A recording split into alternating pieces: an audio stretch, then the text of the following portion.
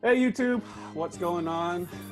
Welcome to another week of fun-filled activities with our quarantine life during COVID and distance learning. So before we get started, I'm gonna do a cheers to my buddy Perry. You guys all know him very well. Oh, there we go. I'm drinking. That's right. Cheers, man. There you go. So today we're gonna talk about something a little interesting. So something happened this week where, we had dinner and, we ordered takeout and got some pasta for my daughter with fries on the side. But the way that this restaurant did it, they put everything all in one container. And so I gave my daughter the food and she said, well, I didn't want fries. Ooh, that kind of pissed me off. And so then you get nothing. Yeah. So suffice it to say, the topic is how the heck do we humble our kids? Because that right there, well, my God, like to me that really got to me because I'm like, dude, why are you being a dick? Like, you got food, be happy you got food. Like, what the hell? It's like, if I give you a pencil, you wanted a blue and I gave you a pink one, are you not gonna use it? Like, it's still a freaking pencil. How many people are fighting for freaking supplies for school, and how many people are fighting for freaking food to eat? It doesn't matter what kind of food it is. So to me, that struck me as like hella privileged, like spoiled kid status. And obviously growing up as a kid, like I never had those kind of options. So I'm like, you shouldn't really be a dick about it, you know?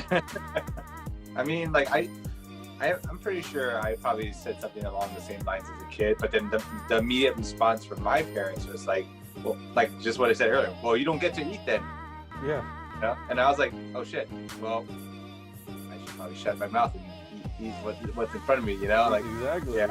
They're like, no filter, because our parents, worked probably. I mean, my parents worked a very laborious job. Yeah. To provide for us. And so literally their like sweat goes into like the money. Right. So yeah, huge disrespect. I mean, not saying that we don't work hard for our money either, but like when you hear some them being nitpicky like that, it's like, girls, shut your mouth, eat your damn food, like growing up, like that would have been a swift like smack upside the head, man. Like, no freaking joke, and like I told her, I'm like, man, well, you don't have a choice because it's either this or nothing. Make your choice, and like eat around it, do something, like, but don't be like all like hella privilegey about it. Like, oh, well, I didn't want fries, but you wanted the other stuff, right? Deal with it, Yeah, it came with fries, like it's a bonus. Let's think of it like that, like two things, right? It's like, one, don't talk to me like that. I didn't want fries, and two, like, right, like okay, well, don't eat the fries. Yeah, simple. Like, don't touch it. Leave it for someone else. Yeah. So, like I know, like, and we've touched on this quite a few times in some of our other episodes where we're like, dude, all right, we grew up with a certain amount of things, a certain amount of privileges, whatever it is, right? Our parents worked their ass off and everything, but at the same time, we're like, hey, we want to give our kids the same opportunities that we weren't given or afforded when we were growing up. But at the same time, where do you draw the line of, all right, am I raising a spoiled, entitled brat versus someone who's like freaking humble and they're appreciative of everything that they're given, right? So like that to me was like, okay, that kind of funnels up into how do you keep these kids humble? Like, I'm like, in my eyes, I think I'm doing the right thing, but obviously a lot of it has to do with like nipping it in the bud before it gets out of hand. And I agree with you. That's what I do too, and I have done. Like, I think that's the only way. Like, they have the benefit of living in a world where technology is flourishing. Everything is in abundance. Like, we could literally get anything to us at any given time. Like, everything that we want can get delivered to us. Food, like, and toys, games, right? We don't have to go out of our house to do anything like that, to partake. And they live in this world, so we have to nip it in the bud, because we got to remind them that, like, you can't be walking around going like, well, I got to play with my PS5 yesterday, Yeah. and I get to go ride my dad's new Tesla, and then Yeah. get to, you know, like they can't be go walk around saying shit like that. No. Yeah, Like, because they could run into the wrong person. Like, oh, your parents got some money. Let me try to get to know you and try to get some of that. Yeah, that, and yeah, and also there's the opposite of that. Like, what if they say that around another kid who is far less fortunate, right? Yeah. And so I have an example too, and this one it was not intentional. Like, and I think like the comments by our kids are not intentional. No. But like Zoe was just like kind of having a Zoom, I don't know, like catching up session with some of her friends. And then they started talking about money for some reason. She goes, I got $10,000 in my bank account, and then my parents saved it up. And then, you know, and I'm looking at her like, you know, and then she didn't get it. So I had to, you know, this is where you have to nip in the bud, right? Yeah. I mean, this was at least 30 minutes after. I talked to her, I was like, hey, you know, like, I know you want to share with your friends and you miss probably socializing with them, but you can't go around and say that you have all this money in your bank account. And then she goes, why? Because I do. I was like, I know you do. We put it there. Yeah. But you can't be like parading that around, because what if there's a kid that goes, oh, I don't have that much money. Yeah. You know, like wouldn't you, like, you'd make them feel bad. So rather than put yourself in a situation like that, you know, and nobody likes someone who brags. You know, you can just keep it general, you know. And she was like, what's general? I go like, you know, just like, oh, like, yeah, my parents deposit money in my bank account. I have a bank account. Yeah. Something like that, you know, like, so you can still get your point across without getting into the details. But, you know, easier said than done to have a kid be like, okay, I got it, Dad, because they're kids and they're not gonna, you know to catch themselves, right? But Oh, for sure. I think constantly we have to remind them when it comes up. You know, like I'm all one for celebrating the wins that we have once we get them, whether they're big or small. But I really don't like anyone who brags. And I'm not gonna have my kid go around and be like, hey, I got the new J's, you know. Yeah. No, it's actually true. And you know, that's the thing, right? Like, I mean, growing up, yeah, we didn't have very much. So it was always like, you know, be humble, you know, don't brag, don't really look at what everyone else has, look at what you have and see, and just be humble about it. You know, don't show off, don't do any of that stuff. And it's not a quote unquote dick measuring contest, right? Obviously, we're not going to say that to our kids, but it's not, right? And you know, it's good that you mentioned that what Zoe went through, because it kind of reminded me of an article that I read about. I think it was some kids somewhere in Sonoma County where they didn't have any Wi-Fi, they didn't have anything. So, and I think I shared this with you as well, where of all places, they actually had to sit outside of a Taco Bell just to, you know, have Wi-Fi and do their distance learning and everything. And I show my kids that. They're like, oh, why are they sitting outside there? I'm like, because they don't have all these things that you have. They don't have an internet connection to allow you to do schooling at home and everything like that in the comforts of your own home.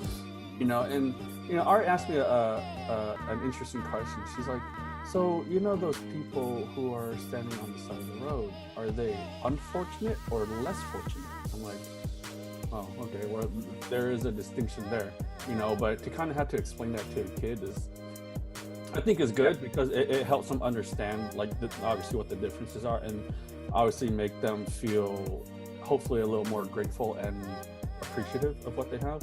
So you know, I said, you know, like, they're less fortunate, and do you know why? She's like, no, I don't know why. It's because, you know, there are things that happen in their lives that, you know, that got them to where they are in their situation, and you just need to be able to understand that. You know, just really focus on your studies, and you know, make a, you know, focus on your education and everything like that, right? Because obviously, you know, without any of that, there's a lot of frames of thoughts on that, you know, but I think focus on whatever is in your control, and in your control is your education and everything, right? Don't worry about, hey, I have this, hey, I have that, or you don't have this much, but I do, and comparison and all that kind of stuff. Yeah, no need to compare. And it's hard when they ask you a question like that. It's such a vague question, even for adult to adult, you know, like, oh, what's the difference between less fortunate and unfortunate? Yeah. So, and that's hard. Hard to describe. Hard. I can't imagine a 7-year-old kid going, oh, okay, I got it. You know, like, I mean, like you said, we can only control what we can control, and we got to put them in the best position, but also let them know that, like, the price you pay with being in the best position and being at the top is that you can get cocky, you know? You take things for granted.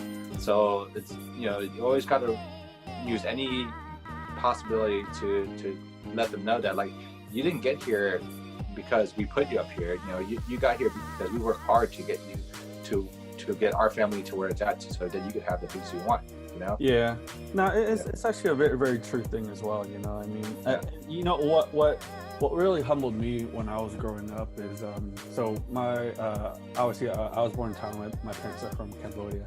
And I think the one thing that they really did, this is back in like 96, they brought us back to Cambodia. And, you know, I thought it was actually a good trip, but it was kind of mixed bag, because I think the intention was obviously to visit family, but also to kind of give us a really gut check, reality check, to kind of say, hey, you guys have it good here. You know, don't act a fool. But when we went there, we're like, okay, you know, it is a bit of culture shock for sure. You know, without a doubt, because you're going from a first world country to a third world country that, you know, that you know, is developing again after the war and everything like that. And, you know, the crazy thing is I learned a lot, but at the same time, I'm like, hey, Dad, they have cable here. How come we don't have cable? So it kind of backfired, you know, and then there's people there like with cell phones, and then I was like, Dad, can I have a cell phone? He's like, no. I'm like, why not? They have it. And like, all he could do is take his head, right? So I'm thinking, okay, so I can see how that kind of stuff can backfire. It's like a 50-50, right? But, you know, the main thing is that if you have, but your dad was like, oh shit. Yeah, he's like, oh damn, this is a bad idea, because now they want cable, now they want cell phones and all this stuff, and a maid. And I was like, oh god, you know. But the thing is, though, the intentions were good, right? The intentions were always good. It wasn't to kind of shame us or anything, right? It's just to kind of show how life is outside of your quote unquote bubble, right? And I think that that's actually useful, obviously, in not those kind of like circumstances, but by and large, I think that's a responsibility of parents, especially for parents who have ties overseas or anything like that, or even locally, right? Because obviously there's always going to be the greener side versus the not so green side of any situation, right? Yeah, I mean, I think they're doing what we would do if we had the opportunity to do it, you know, to basically use something that they know to humble their children, to let them know what's up. And, you know, like, we're sharing humbling stories. I always like to tell the girls, like, there's something else spoiled, they always say. It's like, Daddy, why can't we have a bigger house? You know, I want a house with a pool and, you know, just more room. I want my own room and all that stuff. And I'm just like, dude, relax, you know? Like, I was like, we live, like, you know how lucky we are that we live in a house? Yeah. You know, like a house. Like, I lived in an apartment, a 2-bedroom apartment with my parents and my sister, my uncle, 5 of us, for 20-something years.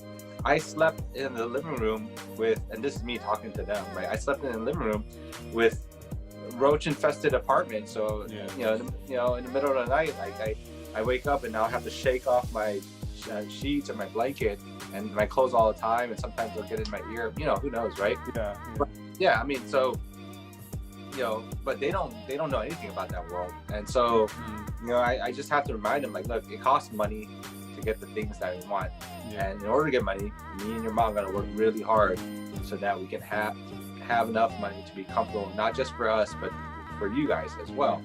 So the house that you want is what we want too, but we're working towards it, just so you know. Right? I mean, it may not be fast, it may not be flashy, but you know what? It's still an ultimate goal. Yeah, exactly. And I told her, you know, that like, I gotta sell more houses, and she's like, how? She goes, how many more? Yeah. I'm like, God. So I was like, 100. You know? It's like, how many have you sold today, Dad? Yeah, I know. She like asks me every day, and then, you know, I sell one, and she goes, okay, so you got like 95 more to go. Yeah. And I'm just like, hey, you're really counting, huh? She's holding you to it, man. Yeah, I know. She's She remembers, definitely but holding you to it. and it's good to I just, it's good for me to share with them, and I like it actually when I have these moments. I mean, obviously my first initial feeling is like kind of irritated. Oh right? yeah. Like damn, come on now, but then I try to use it as a teaching moment and just let them know. And normally it does one of two things: they either get it or they're just confused and then they run away. Yeah. No, you know what? I agree, and in all honesty, obviously you learn something new every day, because the situation that you described with regards to your living situation for however many years, that was my same exact living situation in San Francisco, where it's like it wasn't even a bedroom, it was just a studio with no bathroom, and on that same floor was a communal bathroom. Like it's just like one toilet and shower, and if you need to go use the bathroom and that communal bathroom for that floor was taken, obviously you have to figure it out, right? And so there was about like, I don't know, 4 or 5, 6 or 7 of us in this one studio, no more than like a normal sized master bedroom. And I was sleeping in the closet, people were sleeping on the floor, and we got roaches, we got freaking rats running all over the place, getting all up in our dressers, where we had to put like mothballs and everything. So every time you open the drawers, you hear things rolling around. You're like, okay, there's a mothball in there, I'm good, or whatever, So I think those are definitely humbling stories to tell the kids, and to kind of really, really shut them down when they start to become brats and really privileged little people. It's such a vivid thing for me, because I just get flashbacks just thinking about it. I mean, we've become our parents. And, but then I think it's just I think that's a good sign, because I know how I feel about it. Like I care enough to teach them, so that's why we became our parents, which means that our parents cared enough to like humble us and teach us, right? So maybe in not the best ways. No, but definitely not the best way. But it was a silent teaching nonetheless. It was effective. But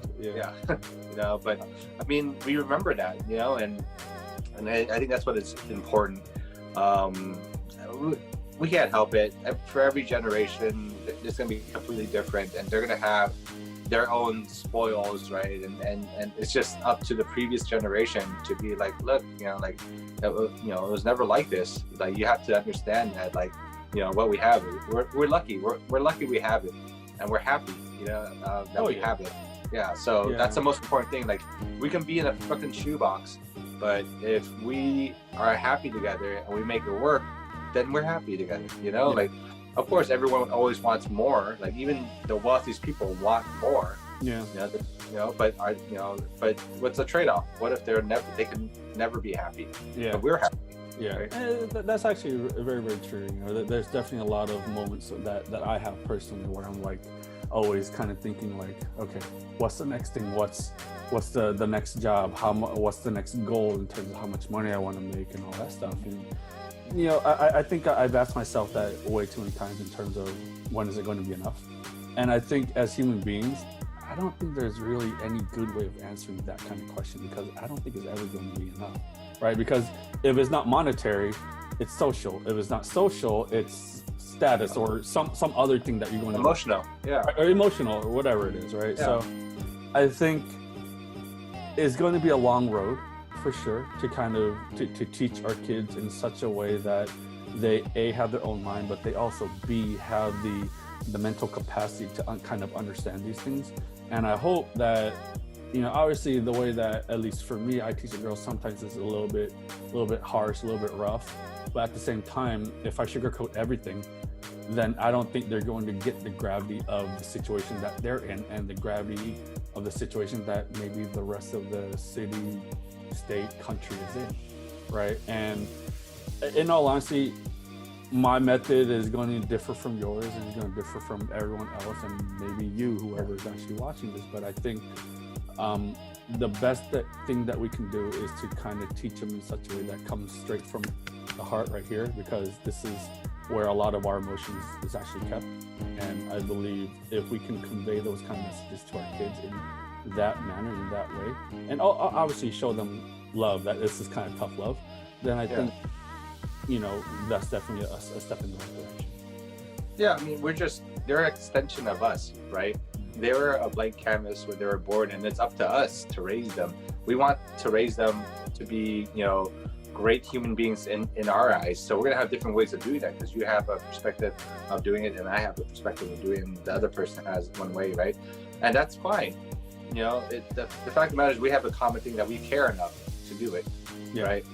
And that's enough, you know, to use for anything to keep them on the straight and narrow path, because it's going to happen. And that whole thing about, you know, is it ever enough? It really depends on you. Like, instead of, you know, that's one way to think about it. Like, you know, if I reach this goal, is it ever enough for me if I want more?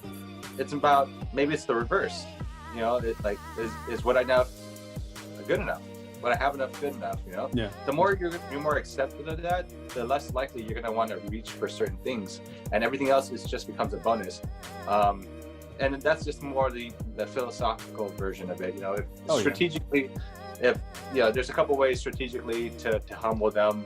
One is the way that we talked about, which is you know, remind them of, like, you know, how privileged we are to be in a position that we are, to, like, you know, be able to use any old iPhone we want to play games or watch videos and stuff like that. And the other way I like to use is to keep their hopes really low. So I only insert, like, special privileges. Like, for example, they don't get to eat a lot of like popcorn or candies or snacks. So we make it special nights. Like, oh, you know, tonight's you don't get to watch, like, a lot of movies, so tonight you get to watch a movie, and we get popcorn. They're like, so they freaking love that. Love that.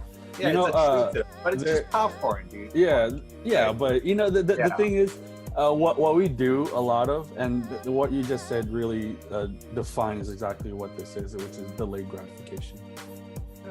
Which is what we do a lot of. It involves a lot of no, you know, but or later or next time. But I think the excitement that comes out of it, like you said, right? It's similar to what we do, which is called date night, right? Where on Fridays it's like, oh, you can watch a movie. Date night, you get popcorn, and then we can kind of sleep all downstairs and everything, and just kind of you know, do that. They freaking love that. You know, I think that's a great example. We make it because we make it a special event, right? And since we do it so sparingly, it's one of those rare things that like, oh, we don't do this enough. I want to do it more. Versus if we just let them do it like every single day. There's no appreciation. Like, Actually, they don't get any value out of it after. So, but I think that's the way. You know, that's one way to do it, and that's okay. I mean, however your way is, you know, hopefully not the same way as our parents. To humble your kids. You know, like, what if it works? It works. The fact is that you care enough to want to try different methods. Yeah. If you didn't care and you were like a freaking deadbeat parent, you just be like, yeah, whatever. Like, you know, they'll talk to you super rude. I mean, kids will push your limits from the get-go, from when they're born, right? They're very intuitive in the sense that, like, they know who is more submissive towards their actions, and they will keep on doing that for as long as they can, because they can get what they want. There's one thing to be hard and nip it in the bud and be, like, strict about it, but, you know, I think we follow that up with explanation, and clarity, and constant, you know, things of doing like that. They'll figure it out. They're like, okay, it's becoming ingrained in me. Like, I can't just be giving them an attitude or snapping, you know, back without any reason. So. Man. Like, nah, man, screw that. Sometimes you just got don't to. Don't eat your damn fries. Yeah, man. No, I think that definitely all great points, right? And, you know, just to reiterate, you do what's best for you. You do what's best for your kids and your family, right? That's the bottom line. So, I mean, I think there's really no right or wrong answer. The only answer really should come from you. And, you know, I think for all that's actually viewing these videos, I think the mindset is always to do better, right? Obviously, we're just touching up on topics that we go through and deal with in our daily lives. But yeah, just keep on at it. I know it's definitely tough times, but hey, you know, we're getting through it. So until next time, have a good Labor Day. Peace out. Oh yeah, Labor Day. Stay safe. Yeah. Can't go anywhere. See ya. Cheers. Cheers. Hey. Went too soon. Have a good one, guys. Peace out. See ya.